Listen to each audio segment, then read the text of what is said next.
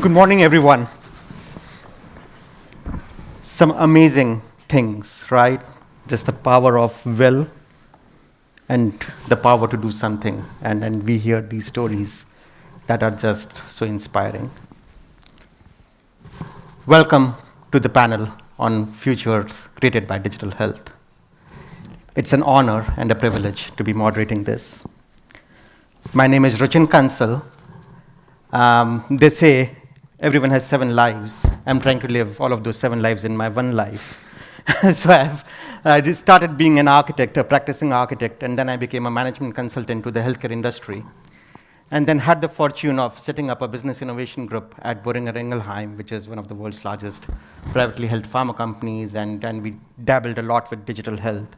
And now I'm an independent advisor working with companies like Outcome Health and multiple startups on just helping them figure out how to scale technology for adoption in the whole healthcare ecosystem.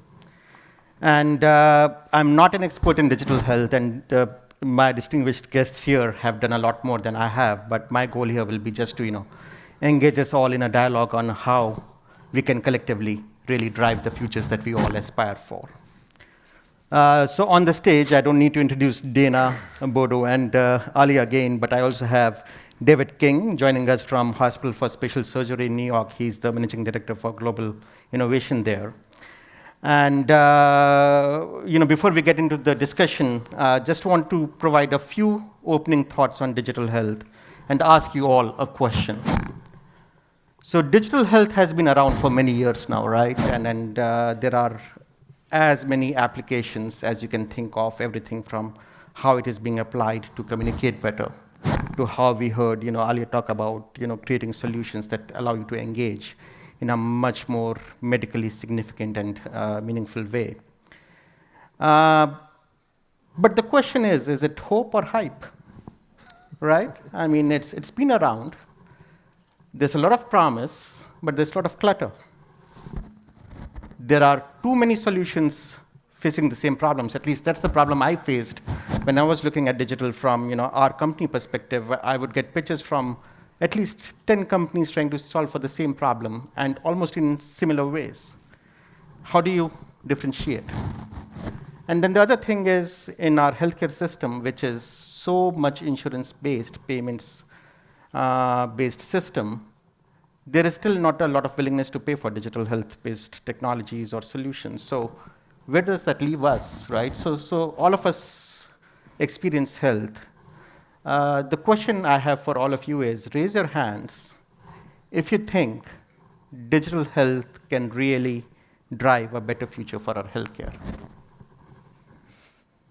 Okay. Now raise your hands if you don't think that's true.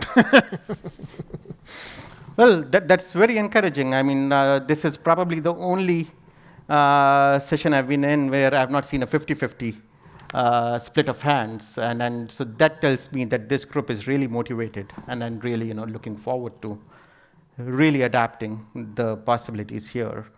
So with that, let me turn to my panel. And I'll start with you, David. Okay. We heard how Dana, how Bodo, and how Aaliya are really very passionately driving their passion of creating futures. Talk to us a little bit about yourself and what you are passionate about and how you think you personally are driving some of the healthcare future. Perfect.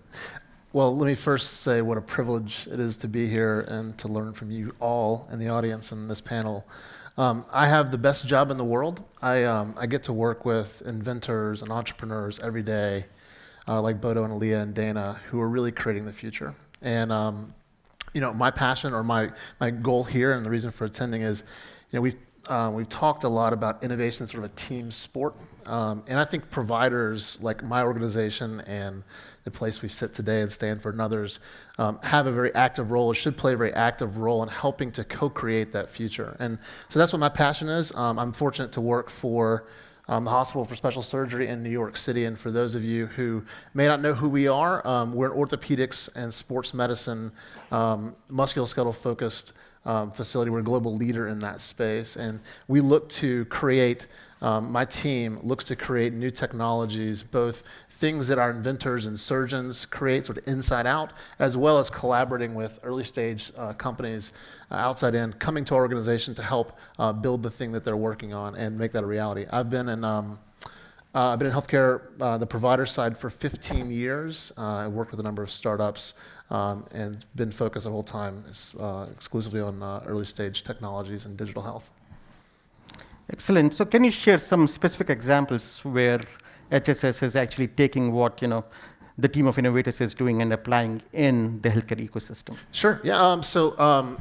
Let me just profile one of the companies who got their start at HSS about 2 years ago. A team of founders, as well as some venture capital, came with an idea around creating a more empathetic platform to better take care of patients. And we're HSS. We're fortunate to be in the top decile of performance for patient satisfaction and high net promoter score. So they came to us and said, look, you guys know a lot about how to manage and how to treat patients empathetically, and we're looking to build a technology that's based on that, and how do we scale it out? And that company is called Docent Health.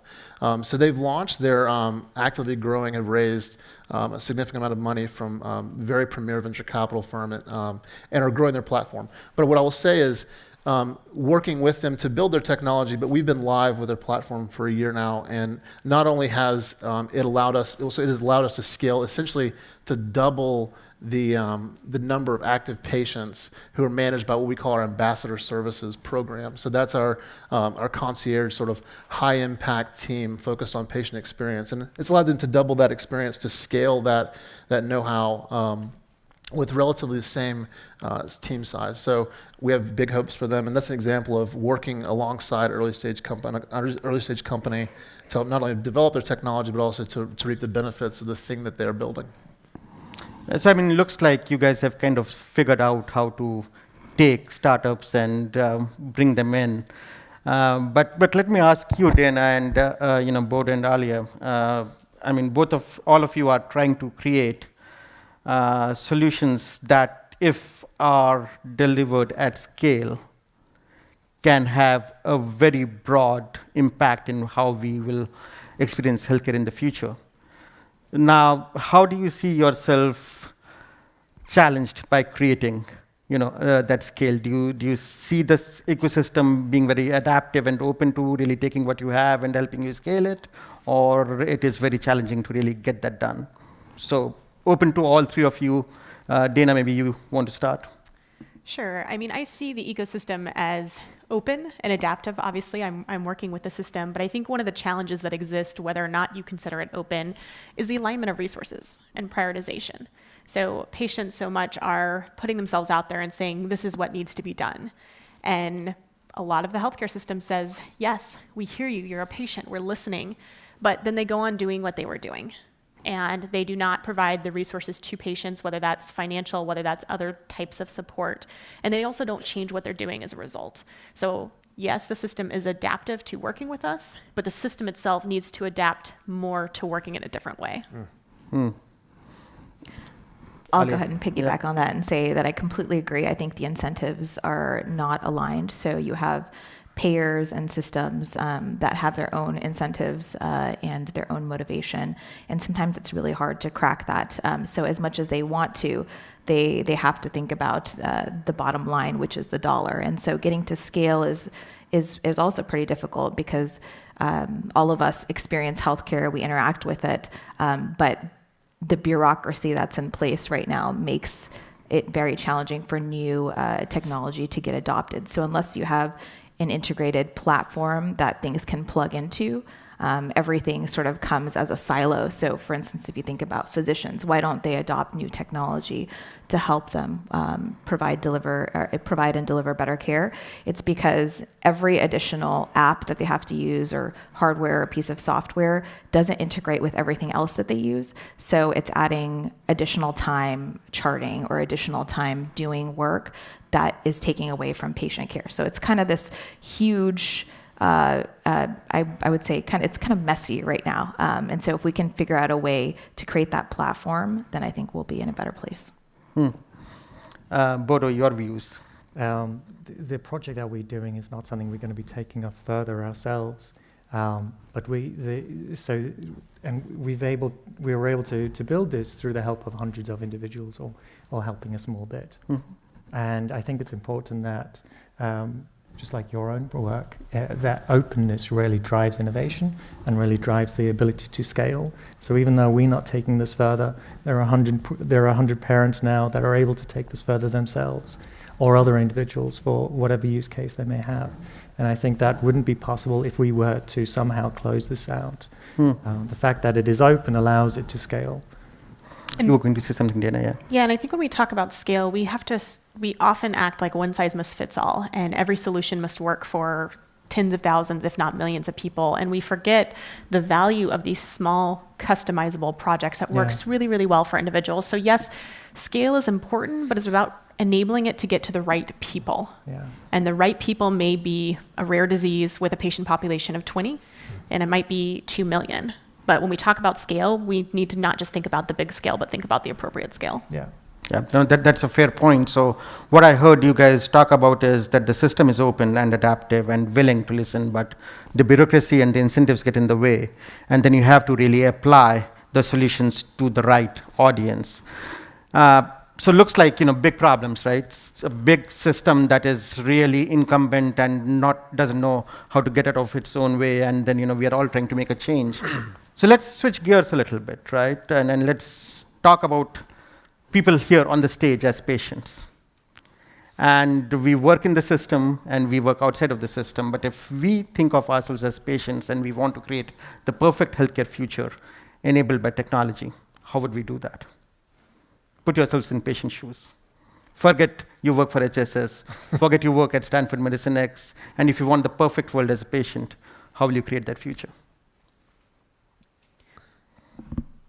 Well, I'm maybe the most recent patient on the panel. July the 4th, I had a major wrist laceration unexpectedly and was treated at some pretty premier institutions in New York, but just reminded through that experience of, even in the best organizations, really how difficult it is for patients to navigate the system, to play an active role. I mean, I think the ability for patients to be advocates for themselves, patients and their caregivers, to be advocates for themselves in their care. And I think the roles that we play as on the provider side in helping to not only create a culture that promotes that, but also to help find technologies and opportunities that help unleash that potential. The tweet earlier, no one is more engaged than the patient in their care. I mean, how do we, as providers, hear those patients' viewpoints, and how do we sort of walk alongside them in this it's a really scary journey. And I've been in it for 15 years, and it was scary for me. So I imagine it's very scary for most. I think something for the healthcare system to think about is thinking about people as the whole patient. Yes, I'm a person with diabetes, but one of the reasons I think language matters in terms of how we talk about care, how we approach interacting with each other, is when people label me as a diabetic, I dislike being labeled by my disease because I am more than the fact that I don't produce insulin. And my health is more than just diabetes. Sometimes healthcare providers are so focused on that, they don't actually take care of what I'm there for. And it totally derails the point of that healthcare encounter. And I think that's something we need to work on, is seeing the big picture. And one solution to that is to having those healthcare encounters be more open-ended and start with, tell me why you're here. What would you like to achieve today? And for healthcare providers to say, what is something important for me to know? And that enables the patient to say, well, I have diabetes, but here's why I'm here and here's what's important. Or not use diabetes if that's not relevant to the conversation. Actually, many of my healthcare providers don't know that I have an artificial pancreas. They've never asked anything about my diabetes management, and they've completely ignored the rest of me than what they're there to take care of. And that's a huge missed opportunity, and it could cause issues in health when you ignore the whole person. I would have to echo Dana's sentiments completely. I was actually recently a patient as well. So as I mentioned, I had a baby 4 weeks ago, and then I started experiencing this left-sided chest pain about a week ago, and I kind of put it off, and I thought, oh gosh, it's probably like a pulled muscle. And then it became more and more constant. I ended up in the ER with this inspiratory chest pain, and ended up having to get a CT scan to rule out a pulmonary embolism or a deadly blood clot. And everything turned out to be fine, but that experience once again put me in a place where I was vulnerable and not in control. And what I realized is I wanted some of that control back. So as a patient, you want control over your destiny and sort of over what the next steps are. You kind of don't want to know, you kind of want to know what the next steps are. You want to be able to anticipate things. And so I had my CT scan, and then I was sort of anticipating, well, where do I follow up? Or, who's going to check up on me? Or we noticed this thing was wrong, so now what? And I think the system needs to take that into account and make sure that whether it's doctors or healthcare providers or the system that puts measures in place to sort of make this a healthcare continuum, because it's not, episodic care we know is not really very helpful and effective. It's really like a continuum. So as a patient, I want to know, where do I get my records? Who do I see next? What's the best specialist for this thing that I'm experiencing? Not just, the here and now. Okay, I as your doctor, I'm done with this episode, and you're on your own. So, I just want to echo that. I really appreciate it being somewhat in control, and the doctor that was treating Lorelei, luckily was able to tell us that she didn't quite know what was going on, and she was open up and upfront about that. She didn't have the expertise that she needed, and she didn't quite know where to go with things, and that was really, really helpful. So we were all on the same page. We weren't just, okay, you know everything that's going on, and we'll just trust. I found that really, really useful. So what's interesting is, and maybe it was my line of questioning, but when we talked about the future of healthcare and what we really want out of it, we all talked about empathy and compassion and knowing us all, our providers knowing us as patients. With digital health there? I guess I'll start. I think that the empathy has to be built into the technology. So my personal belief is that digital health solutions won't work unless they take into account, our nature and the way that we want to connect with each other as humans, and what makes things convenient for us. And so if something is designed to not work with other technology that it needs to work with, then we're more likely not to use it. Or if it's not designed in an empathetic way and in a seamless, integrated way, then we're more likely to not use it. Other thoughts? I think we have to start with thinking about the patient first and designing the device. I think a lot of healthcare devices have been traditionally designed thinking about the company and how they're going to use the data. And then second, maybe the doctor, the hospital. And then oftentimes the patient isn't thought about at all in terms of how they get their data. And that is true in terms of usability and the design experience, is that the patient's like, oh, by the way, this is what the patient might want, but it's lower on the priority list. And we have to completely reverse that and start with thinking about the people and their data and how they're going to access it and how they're going to use it, and remembering that one size doesn't fit all. Mm-hmm. And also, we don't know what technology holds. So when we lock ourselves into a very specific device or system that can't adapt to a user, that is going to be outdated before it comes to market. And we need to be building technologies and designing things that are customizable person to person, but also enable the company to take advantage of other things as they come out, versus have this one device that's sold for years and years and years that doesn't get updated and then just puts patients at a disadvantage. And I would agree with my colleagues up here. I mean, I think that need to create an open and collaborative environment, in the provider side, to be part of that experience, not only helps inform the technology and informs sort of what a commercial market may look like for the technology, but it opens up the potential to better understand, to Dana's slide earlier, the problem you're trying to solve. Mm-hmm. And I see, and I work with so many early stage companies who perceive the problem in a specific way that may not in fact be the right definition of the problem. So it's sort of a solution looking for a problem. And I think, as providers or payers or other members of the care continuum, being open to being part of that co-creation experience to better inform technology to be built for patients and real users. I liked your point actually about being able to iterate. I think the first solution you come up with is not necessarily always the best. You need to be able to take feedback from patients and providers and the system and just like keep iterating until you get to a better product or service. So making sure that that's part of the process is important, which becomes hard when you're talking about devices, because with FDA approval, you can't really continue to iterate very quickly. Yeah. But what I liked about the discussion is that start with the problem you're trying to solve, and then bring empathy and compassion and technology together to solve for the problem, rather than each by itself being a means to an end. It has to be a collective. Yeah, and as we're talking about not having things in a vacuum, also remember the patient is not in a vacuum. So we have loved ones, we have parents, we have siblings and spouses and partners and friends, and their interaction with us and the solutions that we're designing for is also important, because the patient is not just on an island by themselves. We're surrounded by support, and healthcare needs to be thinking about that as well. Great. Yeah. Now, I'm just being cognizant of time. Maybe we have time for a couple of questions from the audience for our panelists. Any questions you have? Okay. Yeah, go ahead, please. Thank you so much for you can hear me. Yes. Yeah, right. I actually just tweeted, so I apologize if I was looking at my phone while you all were talking, but this feels so much like a revolutionary act when you're being DIY and willing to share information, because it feels like this proprietariness at a lot of our top universities and corporations means that you don't publish and you don't share, because that is a commodity. And so I just so respect that you chose to do that while you were clearly going through something on your own and didn't have to do that.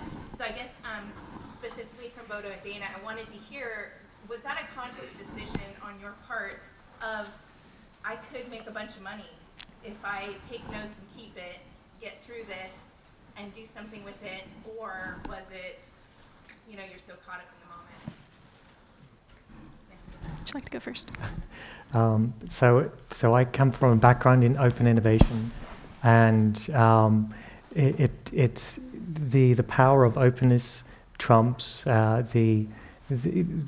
I think if we had taken on this project as a closed project, we wouldn't have gotten the experts involved in the project to begin with. So it would have restricted who would have helped us, and we wouldn't have gotten this far. The fact that it is open and the fact that we were able to attract the experts to help us made it successful. And now it's accessible for anyone to use. So I don't think that was an option for us. For me, I was diagnosed in high school, and so if I had been diagnosed, now when this was happening, my response might have been different, because when I was diagnosed, my first instinct was, I don't want anybody to know that I have diabetes. And now I think more people know me because I have diabetes than anything else, which is ironic. But because I had found a solution for myself, because of somebody openly sharing, and because I believe in using social media to communicate, to me it was a no-brainer to share as we went. And I would not have been able to close the loop for myself had other people not been sharing. And so I don't think I could have deviated away from that. That just didn't feel right. And even the project that I'm pursuing that's supported by the Robert Wood Johnson Foundation, one of the principles of that project is going to be openness. And so all of our materials created by the project are going to be open source, so that anybody who wants to tap into that as we develop, they're going to be able to tap in and contribute to the project. But also, we don't want to do the traditional waiting game in terms of publication, whether it's a traditional academic publication or anything else. And so we want to find ways to be able to share directly back with the communities that will help people tonight. So when somebody's upset and it's 3:00 in the morning and they're on the internet looking for a solution, that this can give them hope or something practical that they can actually use, in addition to publishing for wider audiences. And that's what I want to encourage more of. It's not an either or.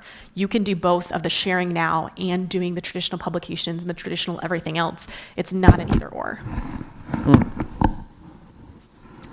Please. Do we have mics? Yeah, this one.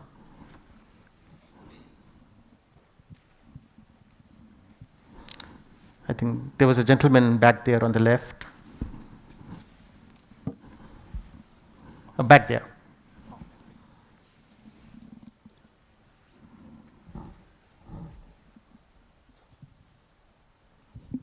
Hi, Sean Kuhn.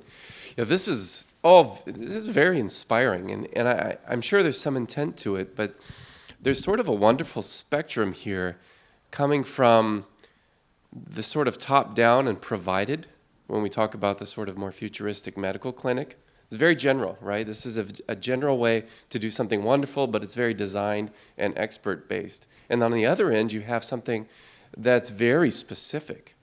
The other two solutions that are very specific and kind of a as cheap as possible sort of approach. You know, what can I do that's very specific just for me, that is as simple and cheap as I can do it.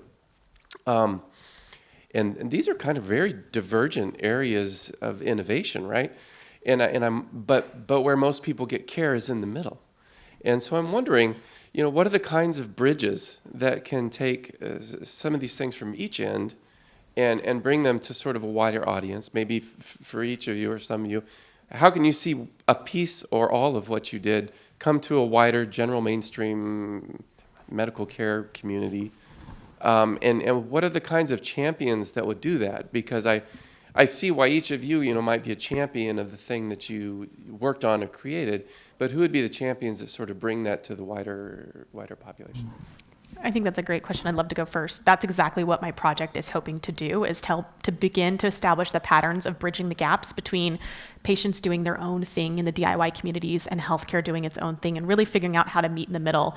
There's not been a lot of examples that I know of this type of collaboration where there's an individual patient collaborating with traditional researchers and institutions. And one of the reasons it's significant is because as I innovated and developed and started talking about OpenAPS, people told me to create a nonprofit. They told me to create a company. I went against all the advice I ever got to stay as an individual. And even as the principal investigator on the study, I'm doing it as an individual. And we need to find more ways for people to be able to engage when they want, how they want, without it taking over their entire lives or requiring them to start a company, because that kind of goes into the way that healthcare was always done, and it moves back into being an island. And we needed to figure out how to have more of these collaborations and more of these partnerships, to exactly to your point, to broaden these areas of collaborations and make them more widely accessible. Any other thoughts?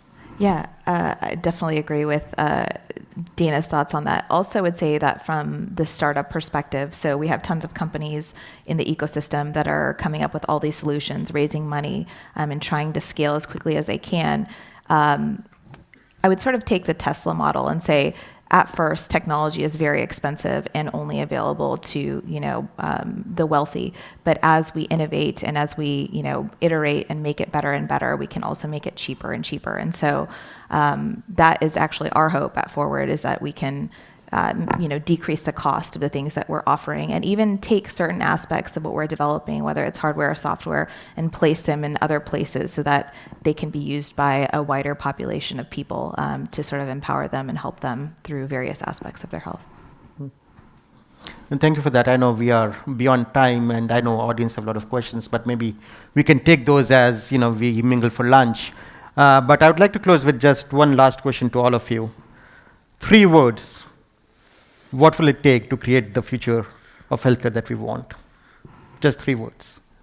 Well, so We'll start with David. Yeah, I'll steal from Larry this morning. I mean, I think optimism for sure, inclusiveness, we've talked about a lot, and really just tenacity. I mean, it takes these guys passionately pursuing the thing that they're about. So tenacity on all sides.